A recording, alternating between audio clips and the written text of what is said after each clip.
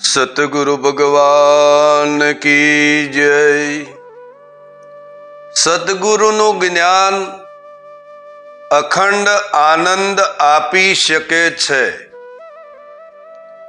બીજા કોઈ રસ્તે તમે આનંદ પ્રાપ્ત કરી શકતા નથી, પણ સદગુરુનું જ્ઞાન હશે ત્યાં આનંદ ચોક્કસ હશે।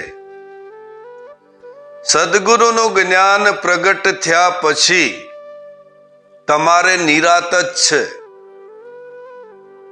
નિરાત નિરાત કહેવાથી મેળ ના પડે, પણ જ્યારે જ્ઞાન પ્રગટ થઈ જાય એટલે નિરાત થઈ જાય, કહેવું ના પડે।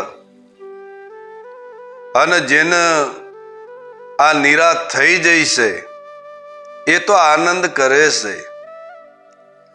સાહેબ, હું એક જ રસ્તે વાત કરું છું કે સદગુરુનું જ્ઞાન કેટલું બધું ઉપયોગી જ્ઞાન છે, તમારું રક્ષણ પણ કરનારું છે। તમારું રક્ષણ થઈ જાય જો સદગુરુનું જ્ઞાન તમે પ્રાપ્ત કર્યું હોય તો તમારું રક્ષણ થાય। બાકી સદગુરુના લેવલ સુધી જે પહોંચ્યા નથી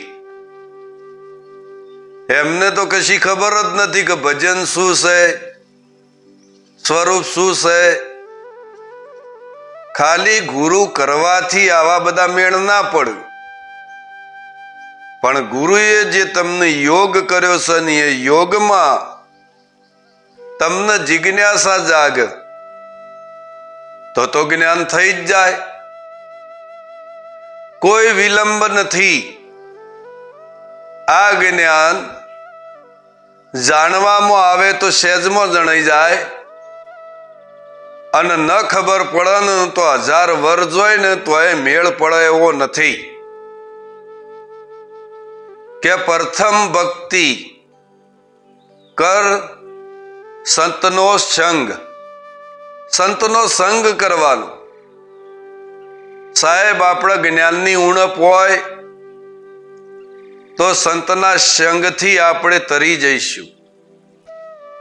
માટે તમારા સદગુરુ હોય જ્યાં તમને ખબર ના પડી હોય ત્યાં તમે સદગુરુ આગળ રજૂઆત કરી શકો છો, અને એ સદગુરુ તમારા તમામ સંશયોનું નિવારણ કરે, એને કહેવાય સદગુરુ। એટલે સદગુરુના સંગમાં રહેવાનું।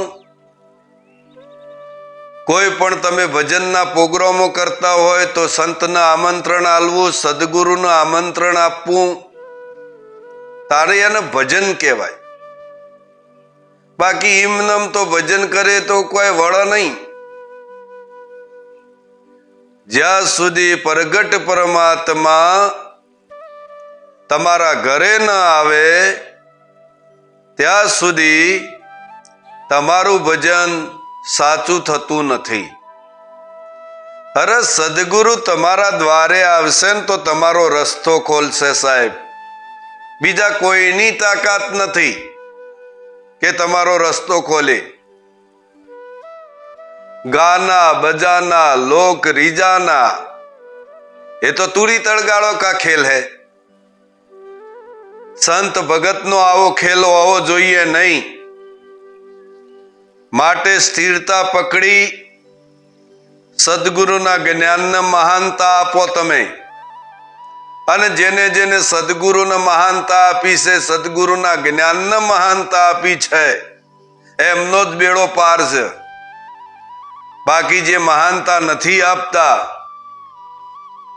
એ કોઈ દાડો એમનો રસ્તો મળતો જ નહીં।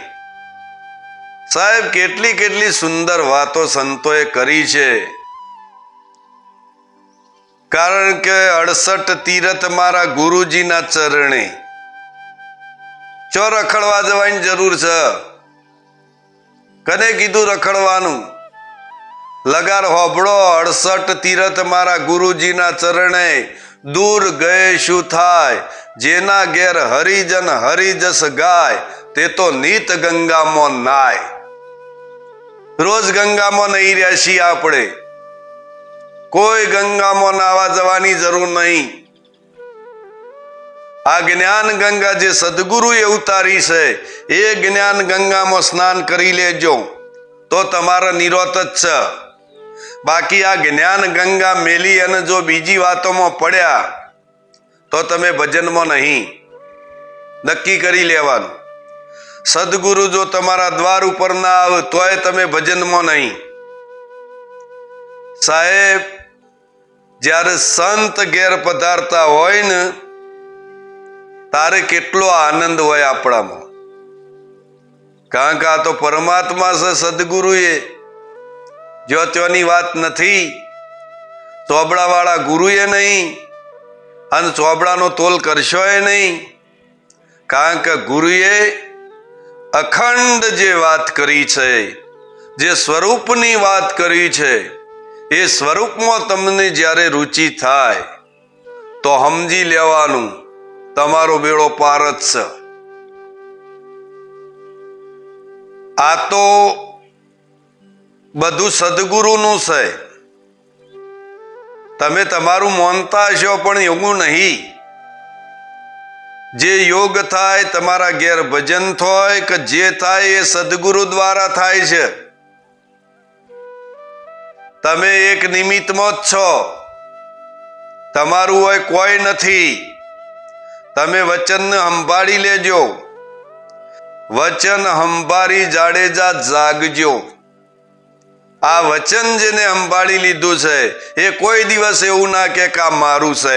આ બધું સદગુરુનું છે. અને જેને સદગુરુ ઉપર વિશ્વાસ રાખ્યો સાહેબ, એની તો નાવ તરી જઈ. પણ સદગુરુ પર જેને સંશય કર્યો, સદગુરુની વાત જેને નહીં માની, સાહેબ જોઈ લો એનું જીવન કૂતરાના તોલે જીવન હોય એમનું. કારણ કે ખબર પડી નહીં અને બીજી બધી વાતો કરવા આવીએ એ બધો મેળ ન પડે. સદગુરુ સામે વિવેક જોશે. વંદન કરી એમને પ્રશ્નો પૂછો તો એ પ્રશ્નનો જવાબ પણ મળશે. આ તો સદગુરુ છે.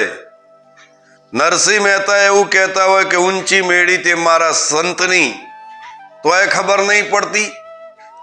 તો એ હું હોય કે ડેલોમન બેલોમન જો મંદિર ભાડ્યું નહીં કે જય ગુરુ મહારાજ કર્યું નહીં.